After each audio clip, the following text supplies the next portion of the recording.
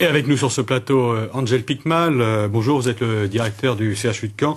Qu'avez-vous justement à répondre aux salariés qui s'apprêtent à descendre dans la rue cet après-midi et qui apparemment ne seraient pas informés des procédures? Non, il faut surtout bien clarifier la totalité de la situation. Les 200 postes et la suppression de ces 200 postes, elle a toujours été annoncée clairement et tout le monde est parfaitement au courant, la totalité du personnel comme les organisations syndicales. Dans un premier temps, nous sommes contentés, si on peut dire cela, de ne pas remplacer ce qu'il partait.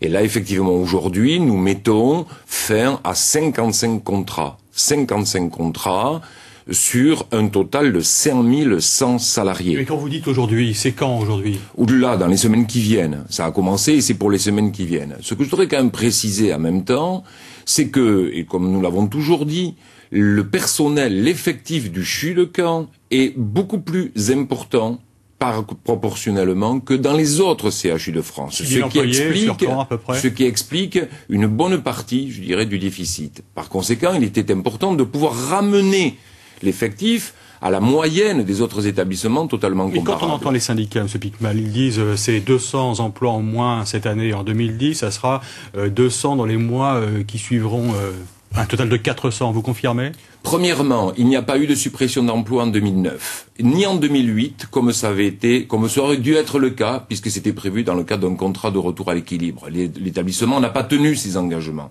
Cette année, 200 suppressions d'emplois, vraisemblablement 100 en 2011 et 100 en 2012, de telle sorte que nous revenions à l'équilibre pour 2012-2013. Je le disais tout à l'heure, le CHU est un des plus amiantés de France. Le coût de la sécurité y est très élevé.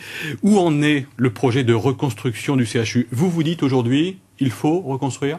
Il faut reconstruire le CHU, mais pour que le CHU puisse être reconstruit, il faut que le CHU soit financièrement sur une voie de l'assainissement. C'est absolument indispensable, compte tenu de la masse financière que cela représente. Et le retour à l'équilibre, c'est prévu pour quand? Si nous poursuivons de la sorte et si nous atteignons effectivement nos objectifs, comme nous sommes en train de les atteindre pour 2010, nous pouvons y être en 2012. Le pôle mère-enfant apparemment coûte très cher, un loyer de 13 millions d'euros. Est-ce que c'était une erreur stratégique de construire ce nouveau bâtiment? Ce n'était pas une erreur stratégique. Le seul problème, si vous voulez, c'est que ça a peut-être manqué effectivement d'un plan global.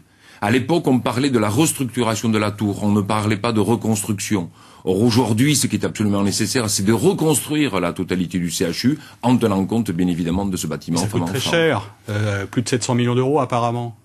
Oui, mais c'est le coût d'une construction tout à fait normal et tout à fait logique pour n'importe quel établissement hospitalier. Ça représente, si vous voulez, approximativement 1,5 fois le coût d'exploitation annuel.